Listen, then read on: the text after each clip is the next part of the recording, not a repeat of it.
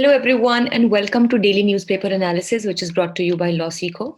So, today we have only one newspaper article for our discussion.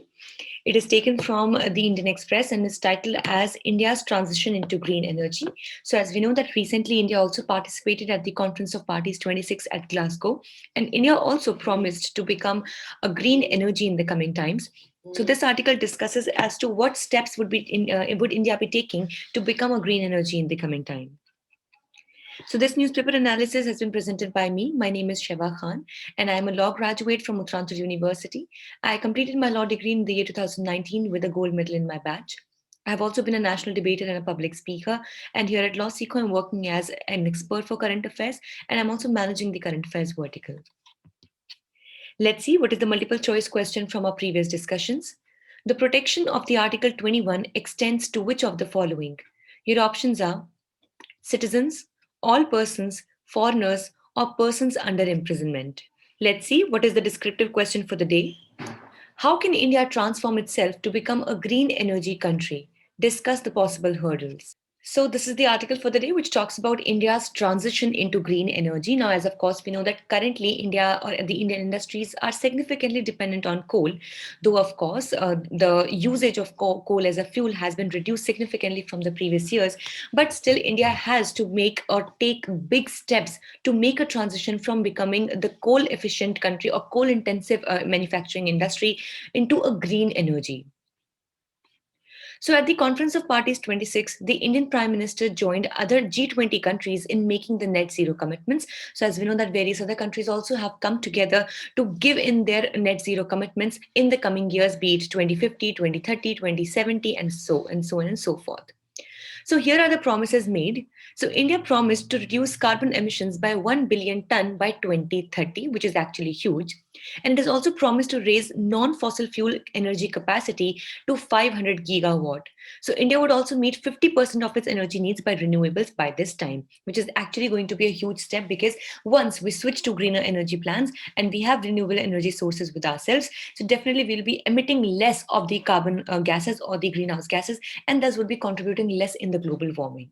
So let's see that what has been India's position after the Conference of Parties 26 commitment. So India claims that it needs to maintain the traditional approach for faster growth perspectives.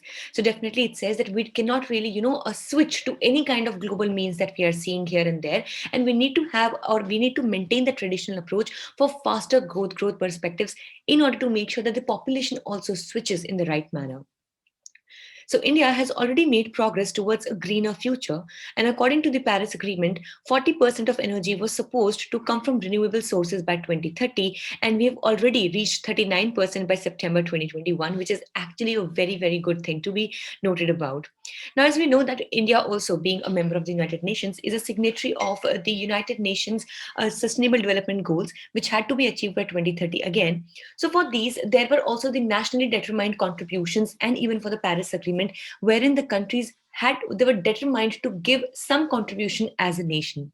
So India stands out to be one of the very few countries of the world that has actually made it possible and has actually worked in line with the nationally determined contributions. So the new net zero commitments will require dramatic changes for industrial processes as well. As I just mentioned, that currently the industries in India are quite coal intensive, which means that they require coal as a fuel for generating energy and as well as heat and maintaining and working of various machines. And that is why if we need to move to the net zero commitments, we need to have dramatic changes in the regime of the industrial processes of the country.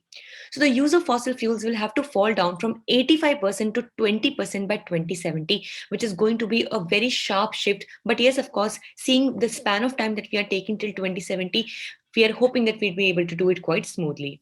So India's exports need to achieve green stamp for better market access. So if the carbon tax for world economies is to be imposed. So if we talk about green stamp, it means that we have to make sure that the products that we are trying to sell at the international market or in the global world, so these products are prepared by emitting least of the carbon gases or the greenhouse gases, and that we are making products that are environment friendly as well.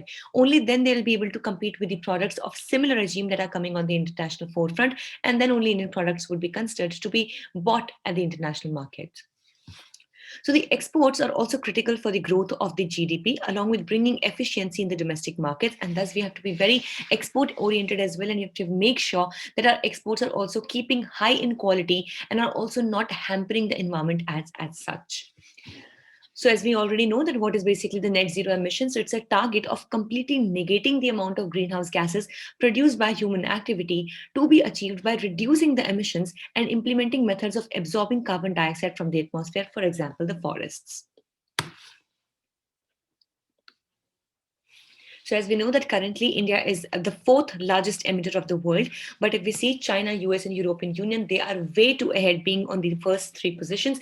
They're way too ahead of the emissions that India is making. And thus it is definitely sought and it is, it is expected out of China, US and the European Union that these being the developed countries and China also being, high on marking being the developing nation. So has to maintain a high level of responsibility as well when it comes to becoming net zero carbon emitters.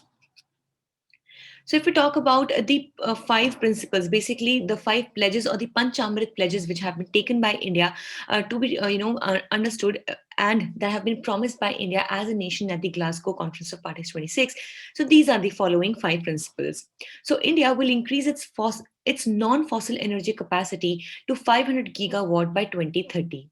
India will meet 50% of its energy requirements from renewable energy by 2030.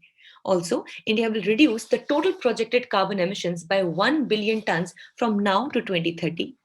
Fourthly, by 2030, again, so the four targets are for 2030, and the fourth one is India will reduce the carbon intensity of its economy by 45% from a previous target of 35%. And finally, by 2070, India will achieve the target of net zero emissions. So that was all for the day. We hope it was a good session for you all. Thank you so much for staying tuned with LawSeco. If in case you wish to download the PDF of today's slides, you can join a Telegram channel. The link to the channel is available in the description box below, or you can simply scan the QR code that you can see on your screens right now. Also, please do not forget to follow us on our official Instagram channels for judiciary, CLAT prep, UGC net, as well as law finance exams. Thank you so much.